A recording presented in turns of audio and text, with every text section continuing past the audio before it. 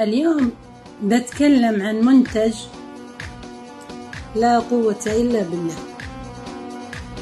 كريم أشجار الشاي. لا أتكلم من فراغ، ولا أتكلم إلا بمنتج فعلا رائع، يعتبر من أقوى المنتجات للعناية بالبشرة. يجمع بين زيت شجرة الشاي ومكونات مهدئة مثل الألوفيرا. طبعا فوائده كثيرة جدا جدا جدا، بذكر لكم منها: يعالج حب الشباب، يقضي على البكتيريا المسببة للحبوب، يقلل الالتهاب والإحمرار، مضاد للبكتيريا والفطريات، يحتوي على زيت شجرة الشاي المعروفة بخصائصها المطهرة، يساعد على حماية البشرة من العدوى الجلدية، يهدئ الالتهابات والحكة، يخفف التهيج والإحمرار، مفيد أيضا للدغات الحشرات مثل الناموس، يحتوي على الألوفيرا ومرطباتها، يحافظ على نعومة البشرة،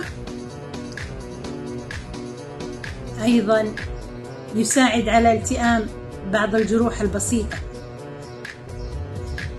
يدعم الجلد بشكل سريع لا قوة إلا بالله. طبعا يمنع فطريات، ومن مميزاته القوية مثل ما قلت لكم هو من زيت شجرة الشاي، له فعالية ضد البكتيريا.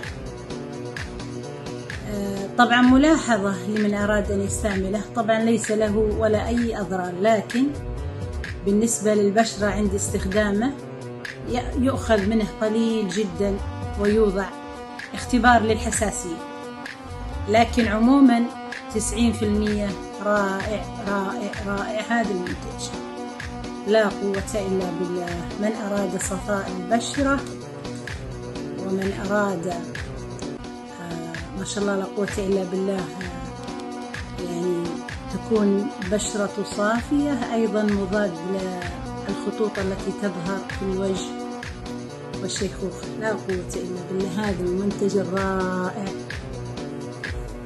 الله على الجمال، الله على الجمال على هذه المنتجات الرائعة، ما شاء الله لا قوة إلا بالله. اللهم بارك لنا، اللهم بارك لنا، اللهم بارك لنا. طريقة استعمال كريم الشاي: يوضع قليل في راحة اليد، ثم يوضع عليه قطرات من الماء، ثم يحرك، ثم يوضع على المكان المراد، يوضع عليه أو المكان الداكن، لأنه هو مركز جدا، يعني ما يوضع على البشرة مباشرة، في تركيز عالي لا قوة إلا بالله.